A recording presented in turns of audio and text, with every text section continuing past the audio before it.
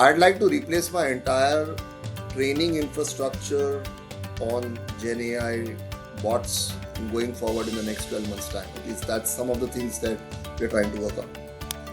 About 14 to 18% of our customers don't like speaking to human beings. We got to reach a stage where we know about the customer more than the customer knows about himself.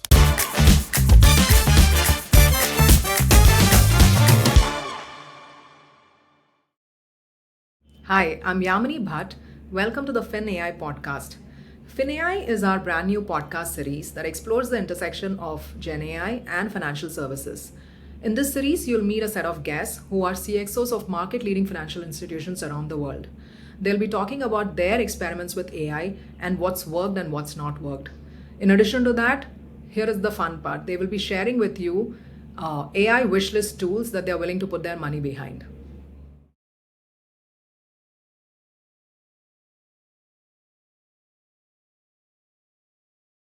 Hi everyone, welcome to the FinAI podcast. Today we have Kamlesh Rao with us. Kamlesh is the CEO of Aditya Birla Sun Life Insurance. Welcome to the podcast, Kamlesh. Thank you. Kamlesh, you've had a long career in insurance. Let's jump right into it. How would you summarize your career over the last few decades? And also, if you take the lens of technology, what have you seen as the biggest leaps that have influenced the sector? So first of all, I must tell you that my financial experience may be over a lot of decades, but insurance experience is last 5 years. And when I came in, uh, very frankly, I just thought that at least on the life side, we were pretty digitally backward for sure. Uh, COVID helped, and I think what started as a process of so-called digital transformation, I think we did more work on digitalizing some of our processes. But I think over the last few years, I must admit that I think we've seen a lot of changes. Of course, Aadhaar as a platform has always helped. UPI payments, I think, have been big input providers for change, uh, which basically some of these have resulted in, according to me, a large part of prospecting that we do is reasonably digitally enabled, I may say. I mean, the fact that we don't use any application form at all right now, or there's no paper that is used for onboarding a customer for his policy, I think is not bad improvement at all. Uh, but I think there's still lots to do on how we manage the customer through the life cycle based on technology. And I think underwriting, how we underwrite a application, I think we've done some work. We used to be 20-30% fully automated. Now we are about 55-60, but still a little bit of long way to go. And I'd be very happy if we can do a lot of work on the claims side, which is where the final proof of the pudding is for the life insurance companies for sure. And I think some work will need to happen in this area. Because remember, somebody buys a policy, I think the person who will come for the claim will be after a long period of time. So if that interface can get digitally enabled, and we are working on making sure at least the nominee knows uh, what is it that she can just send through WhatsApp, even maybe 20 years later, for her to be able to get a claim within 24 hours is where I'd like to be, maybe in some point of time for sure. Interesting. So, Kamlesh, over the last couple of years, AI has become very real. If you, in general, technology waves have become shorter and shorter, and now every week we hear massive breakthrough in this space. What has your team's approach been to embracing AI? I spend a lot of time in that area. I think I love what's happening in that space. We've done some work in that area for sure. For example, on AI, the data platform is extremely important because gone are the days where you want to know what happened, why something happened. The data platforms have to move to be able to tell you how will you make something happen and how will you make something happen real time. I think that's important. I keep telling people that today, with both structured and unstructured data available, we got to reach a stage where we know about the customer more than the customer knows about himself. I mean, knowing about the customer is not just good enough. I think we got to know more than what he knows about himself. Some areas we worked on, like say on our renewal premium collection. Bot, we call her Zara, typically does 10% of the entire premium collections that we do. One bot does 10% premium collection. This is on renewals. This is on renewals or okay. And we've discovered that about 14 to 18% of our customers don't like speaking to human beings.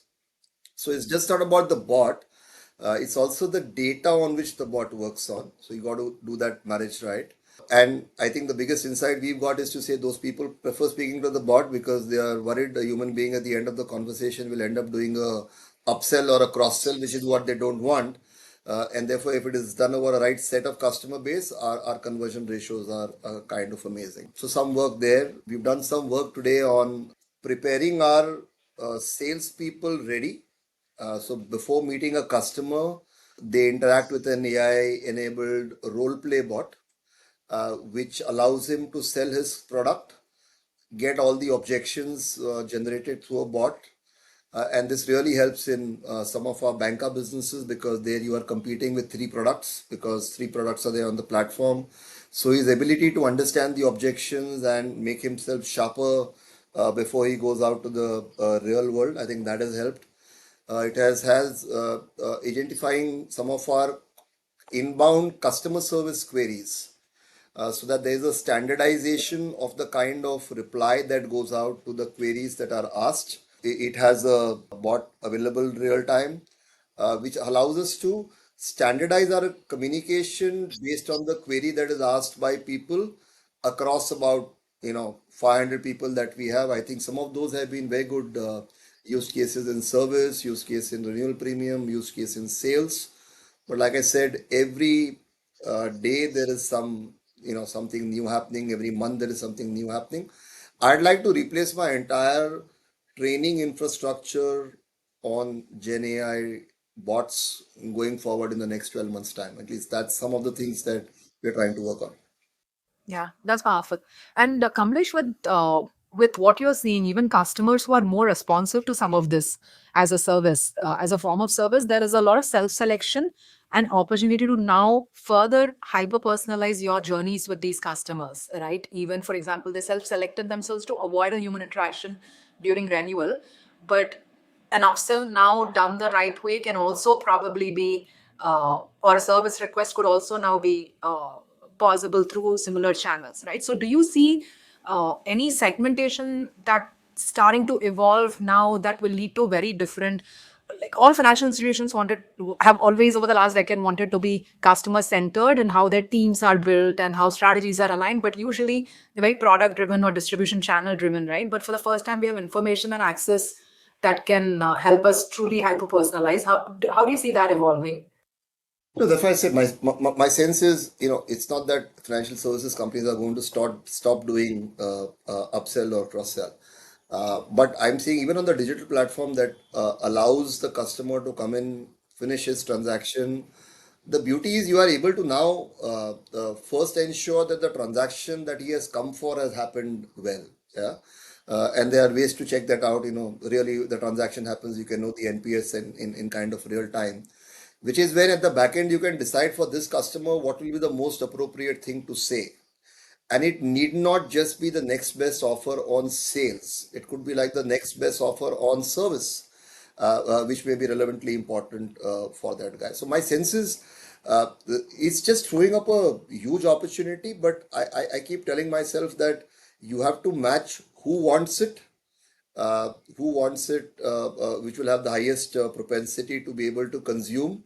Because if you get that data set wrong along with what you want to do in AI, I think we could be, sure set up for disaster.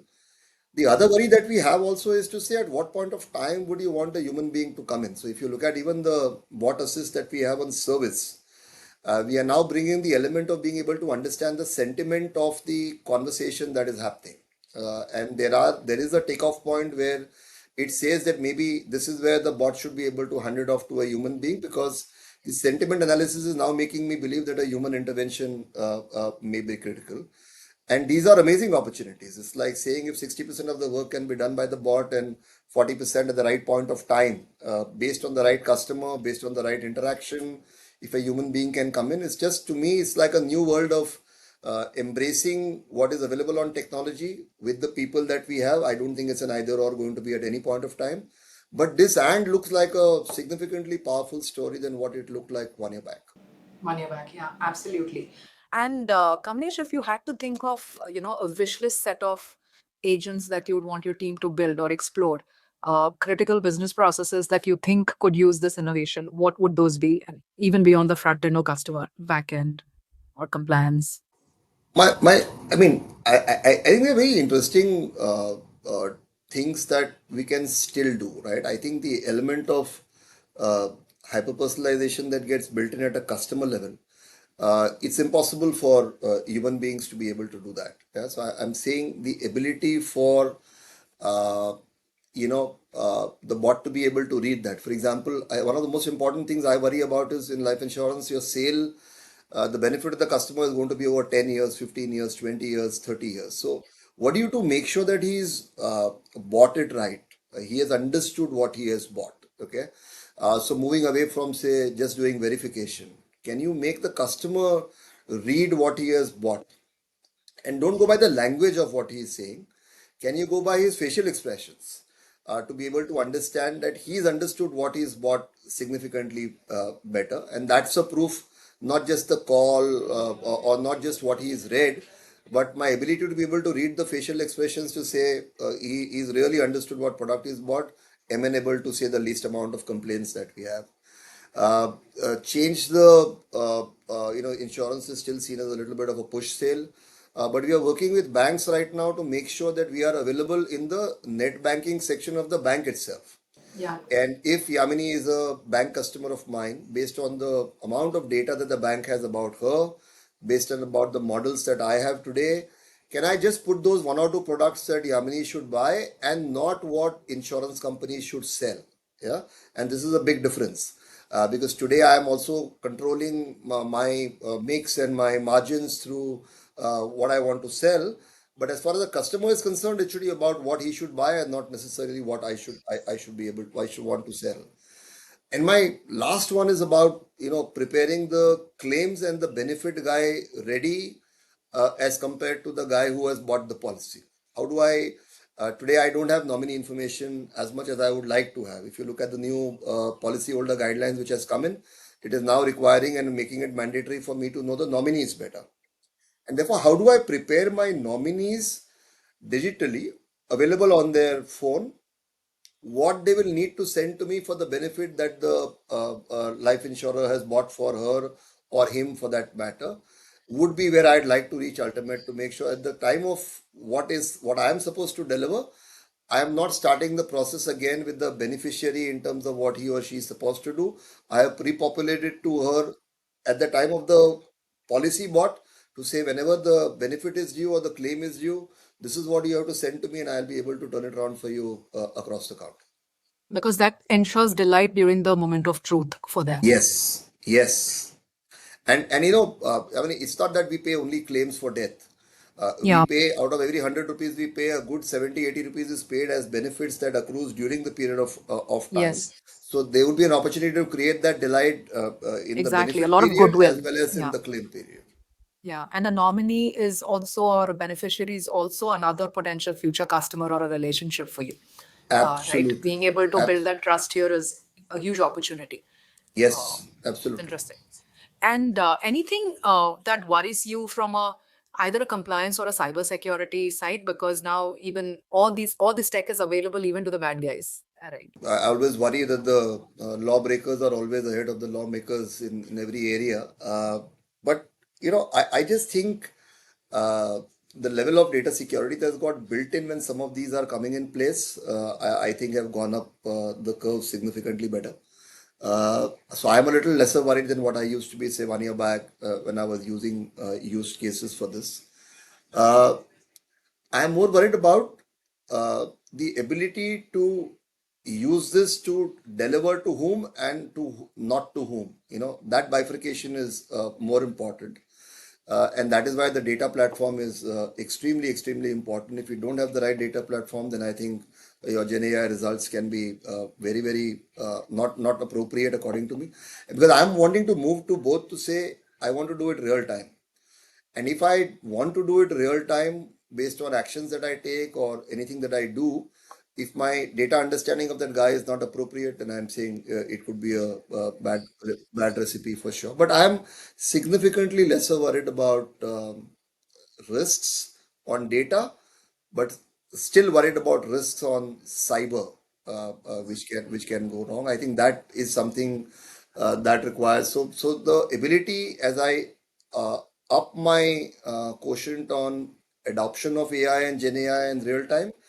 We are also creating our own unit which will keep challenging what we are doing, whether it is hackable, whether it is penetrable, by people from the outside, and something can go wrong. I think firms will need to do both of this because as you move up on that curve, I think the ability that you are exposing yourself to what can go wrong on the cyber side is still a worry. I still think we have work to do in that area, but not as much on data, but still worry is there on the cyber side. Got it. Last question, Kamlesh. What has it meant in terms of your team configuration itself? Are there skills and talents you have had to add to the team? You are asking whether in this process, what is it that we have done with our team? Yes. Did you At the have same to point of change time, the nature of your, like, add to certain skill sets within the team, or is it about everyone embracing and then innovating as fast as possible? The mindset, is it purely a mindset shift, or is it also a skill shift? my sense is first it's a culture shift because skills are a little easier to get to, but typically the base of this is to get into some agile way of working, and technically to shift that, the CEO of the company can be the biggest obstacle. Then the leadership team of that company can be a biggest obstacle. Because when you're moving faster, there is less control. You are okay to make a little bit of mistakes. So I think it's the bigger cultural shift that we worked on first. Skill is an ongoing thing. I'm not running away from that. I think it is important, but we are continuously showing people that if we put something in place, if we adopt it well, what is the benefit that is accruing to the company, to the customer, to the process. And I think that's how the buy-in across the length and breadth of the firm is becoming larger and bigger. As we speak, we just got the top 100 to 150 people of ours, make them here experts as to what's happening at a regular basis, because we may be doing some work in our area because there could be a tremendous amount to learn from what's happening in other industry, other segments, and so on and so forth. So that is the other thing that we do to make sure we keep people abreast of what's happening even outside our industry for better buy-in for what we want to do in the financial services. Thank you so much, Kamlesh, for sharing your thoughts today with us. It was incredible having you here. Thank you. Thank you for having me here, Yamini. It was a pleasure for me to also share some of our experiences. Thank you for doing this.